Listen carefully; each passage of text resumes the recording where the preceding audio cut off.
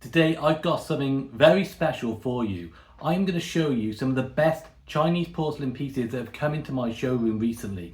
Now these date right back to that transitional period between the Ming Dynasty and the Qing Dynasty in the mid 1600s right up to the 20th century. I'm going to talk you through why I bought them, the story behind them and what I think makes them so special. Before we get started, I'll introduce myself in case you haven't been on this channel before. My name is Kieran Hughes Jones. I run taliesinantiques.com. I'm a full-time antiques dealer. I'm based in South Wales in the UK, and I go out and find different items and put them available on my website. I try and share that story, go into a bit of detail around why I bought them and what I'm looking for, interesting things, antiques, art, folk art. It can be modern if it's something that's unique and a one-off that just comes from across the world. Now, when it comes to the Chinese antiques, to be honest, it's a personal passion of mine. It's something that I'm particularly interested in. And I've been buying and selling Chinese antiques now for a few years. And I've been learning about them. However, I'm by no means an expert. I'm very far off that. I am very much a novice. And that's because the field of Chinese porcelain is immense. That's what makes millions of collectors and myself so interested in it. It's such a diverse, such a long history with so many different pieces that come out that it takes many years and a lot of experience to get to that expert level. So everything I'm talking about today is based on my own research, my own interpretation, and I am lucky enough to have some people who do help me out with dating and evaluating these items who know a lot more than I do. Now, without further ado, we'll get straight into it and we'll have a look at these different items. We're going to start with a piece which I think would catch a lot of people off guard. Now, if you can see that, this is a beautiful piece of work. Now, this type of glaze, you can see the kind of bluish, greenish tint, is known as the Qingbai tradition. Dates back way back, we're talking over 1,000 years, to the Song Dynasty, when it first seemed to become popular. And a lot of the popularity comes from this resemblance to jade, which was a material which was valued higher than gold in Chinese culture. And as you can see, just amazing amount of detail in this piece. It does almost look fantastical, which we'll come on to. So you see all these dragons spiraling around the top of the piece and then around the base of the foot as well. The stem is a bamboo shoot, really nicely done, all done by hand. You can then see the leaves on the top as well. If you look on the inside, you'll see the thumb marks from the potter when they initially made it. I don't know if this will come across, but you can actually hear, I love that sound on ceramic. You know the quality when you hear that ringing, they're still there. And now, even though the tradition dates that far back, my belief is that this one actually dates to that transitional period between the Ming Dynasty and the Qing Dynasty in the mid 1600s, maybe a little bit into the Qing Dynasty. My reason for that is I believe it's borrowing from that tradition.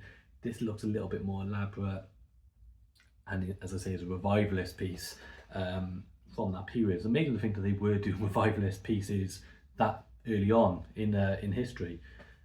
So, a beautiful piece of work. Absolutely loved this. I believe this would have been used as an altarpiece, so using a potentially a Buddhist or Taoist tradition on an altar table, maybe in a temple, possibly on a personal shrine in a home. And look, it's not something you see very often. I know a lot of people will look at this and think that's probably a fake, and the reason they would legitimately think that is because a lot of the fakes of this type of stuff is going to be a more elaborate, because what a fake is trying to do is trying to get as much money as possible by people believing that they've got something extremely rare. And the more fantastical and fantasy it looks, potentially the more likely they are to do this. However, I think this has all the hallmarks of age. I'll show you the base as well. The pooling of the glaze around the bottom all looks like a wood-fired kiln to me. And also, you say the thumb marks, you've got these sort of age rusting marks around the piece. I just think it's an amazing piece of work. Even though it's missing what would have been a lid, it still looks in really good condition all these years later. There's a few little chips around these dragons, stuff like that, but certainly nothing substantial. So I think a very special piece of work. It looks amazing to this day. And I actually got this off eBay. I got in quick with a best offer which is something I do occasionally, and sometimes you can pick up amazing pieces like this. Wasn't listed as was, I think all they said was Dragon Vase or something like that. And I was able to get in there and I think get a really good deal. So yes, now available on my website, one of my recent finds, and I'm very happy with this one. Next we have a piece of porcelain history, something that came from the 18th century and was made for the European elites. So here we have a 18th century Qianlong period Chinese porcelain platter. Nice shape to it, you know, nice size and shape to it. It's got this octagonal form. So this was sent to Europe, said made and paint all hand painted and made in China, sent to Europe during a period when Europeans were really struggling to create porcelain, and certainly they never really, you know, they made very nice porcelain, but struggled very much to get as good as the Chinese, which had centuries and centuries of tradition by that point. So pieces like this were shipped over to Europe at great cost, and only the elites could afford to buy this. They would have come part of a larger tea set. This one would have been used for serving meats, I would have thought, based on the shape and the size. Even though they do get bigger than this, that's likely, you know, it would have been used for serving something, more likely a meat anyway. And what you have is this, what is known as the Chinese taste scene. So it was made for Europeans who had this sort of fantasy idea, this mythical, mysterious idea of what Chinese culture was like, because of course all they knew were the stories and pictures that they saw, and of course the paintings on the porcelain themselves. You got this riverscape with the pagodas, you got Chinese fishermen, all with the floral borders around it as well. Beautifully made, and this would become known and copied by European factories and become known as the willow pattern. This, however, isn't original. Got this nice thick sheet on the back. You can see this unglazed, known as biscuit porcelain base. This is typical of Qianlong export ware during the early period for that, around the 1750s. A great piece. You know, a lot of people would have seen this before. Probably when you think of Chinese porcelain, this is well known. I really like it, and it's still in very good condition. First age, hundreds of years later, there are some chippings. That does happen. Very rarely do these come perfect nowadays.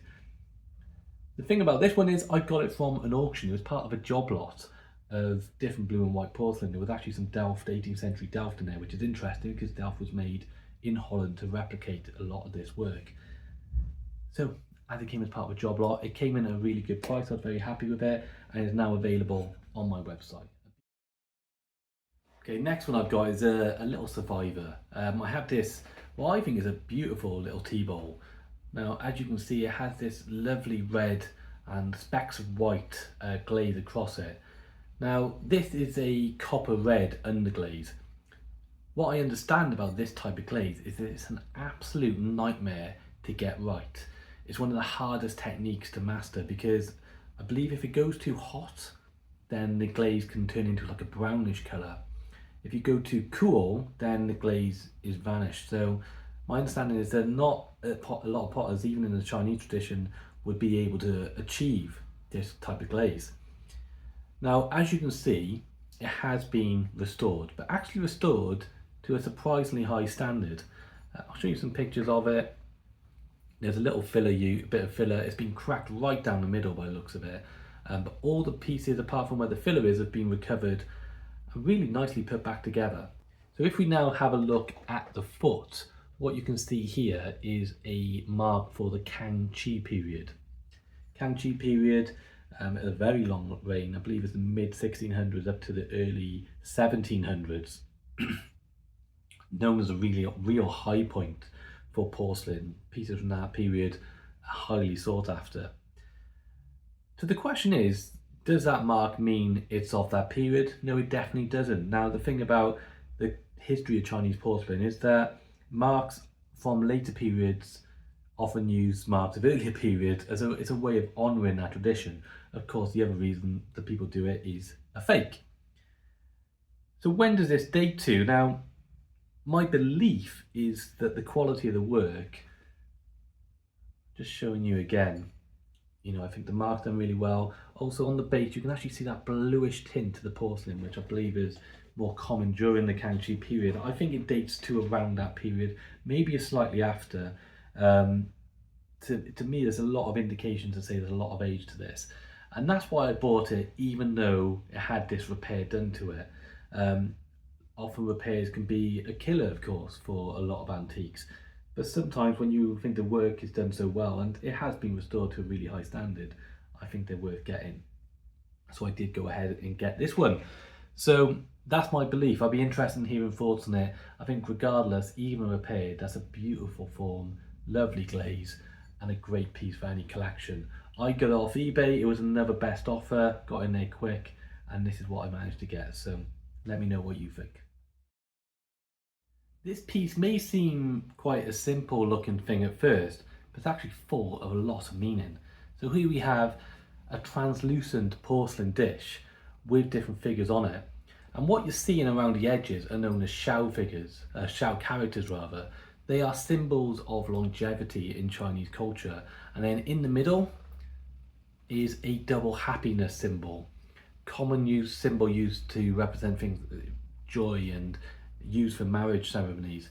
Now, this type of dish was particularly popular and made specifically for the South Asian market, specifically more around Thailand, and it would have been used there more likely in a ceremony like a wedding.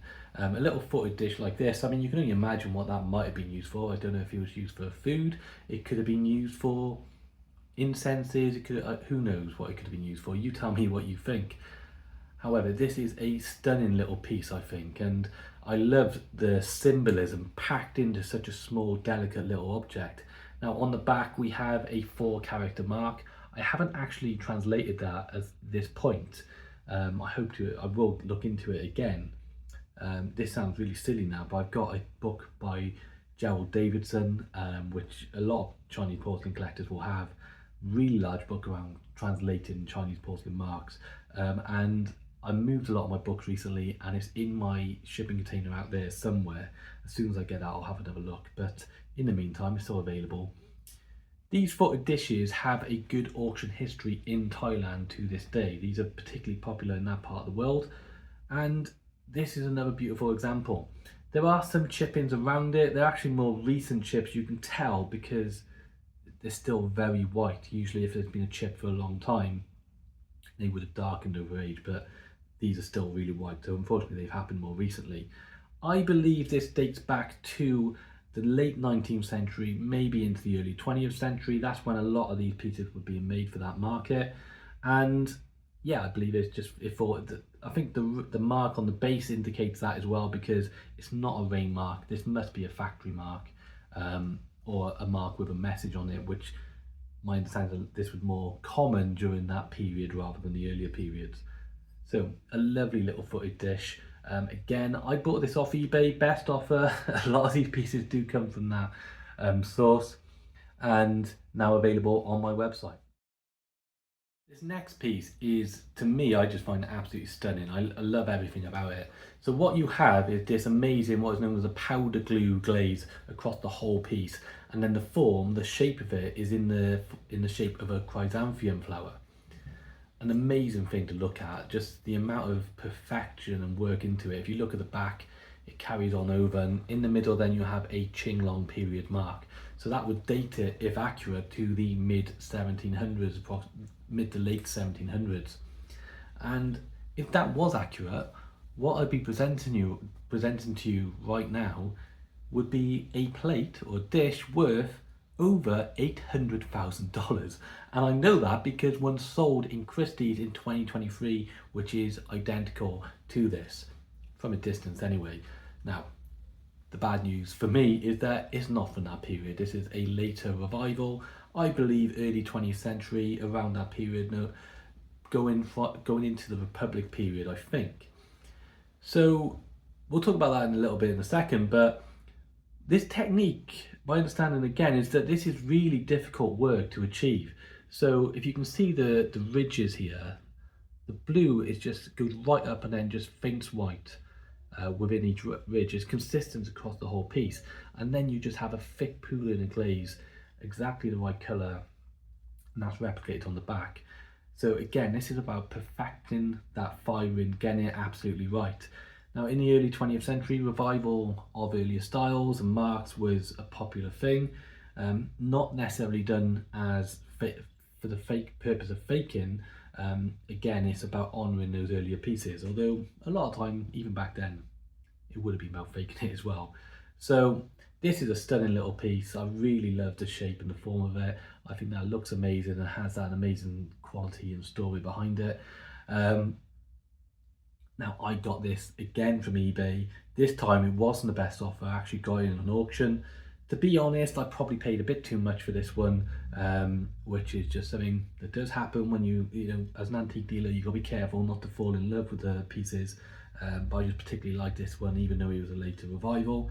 There's not a lot left in it for me. However, it's nice to own. It's nice to have a piece like this that you appreciate. Tell me what you think. This one I think is a great example how something so small and simple can hold real beauty and presence. I think it's a very understated piece of porcelain, this one. So what you have is a little bowl which has this Celadon green glaze. Celadon is a glazing style or technique, just goes back, I believe, over 2,000 years, a really long history in Chinese culture. And it's always been admired for its restraint and just the simplicity of it. And it's actually, again, another, I believe it to be a very hard glaze to achieve. From what I've been reading, it's fired in a reduction kiln, which is around taking out the oxygen to achieve this exact colour. Highly technical and skilled way of working. So again, going into this, what I love about this are it has the proportions, the balance, the symmetry. Everything just looks right with it. It's very pleasing on the eye. So the shape and the moulding around the mouth, the body flattens out a little bit, again, beautifully curved around, and it just sits very nicely on this foot. And as you can see, the foot is unglazed, perfectly unglazed foot, quite an unusual foot in Chinese porcelain. Now, because this glaze goes so far back, dating it, accurately can be difficult.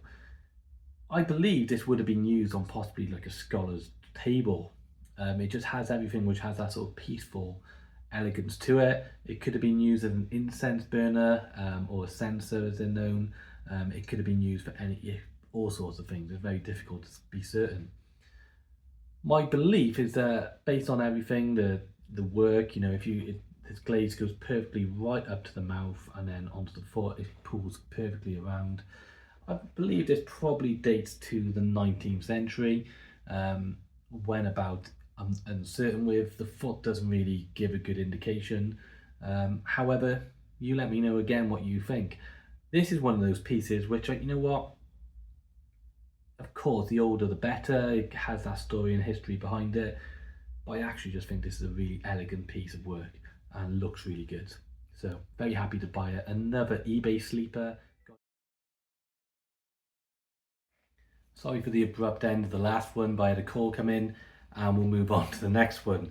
So this might surprise you. This is a porcelain beer tankard. It was made in China during the Qianlong period in the mid 18th century. And everything about this was made for the European taste. It was made to order to be exported over to Europe. So back then, porcelain was highly prized. A piece like this would have gone to the elite. And this type of tankard was modelled on the existing silver or pewter ones that would have been available in Europe. What they've then done is painted it to the Chinese taste. They're using a lot of symbolism. You've got the butterflies, you've got the flowers there as well. A nice basket you can see there with the flowers, there's sort of a hanging basket from a tree with the sparrows. It's all going on. On the bottom you have this unglazed base, which is typical of the export wares from that period.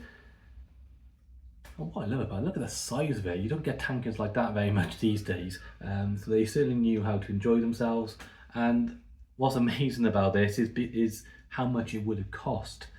So this would have been more expensive than a silver version of this during the period. Amazing to think that it survived that long. There's a bit of chippings around the edges, of course, you know, around the base as well. But it's all there, and you know, it's retained its form and its beauty.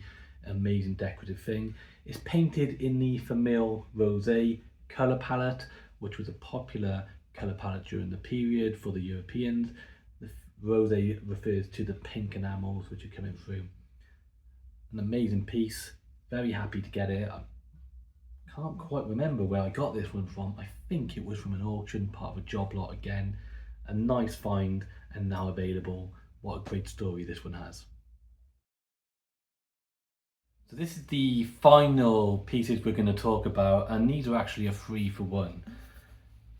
This is a grouping I'm particularly proud of. So here we have 2 in my hand of these amazing storage jars. I've actually got 3 available.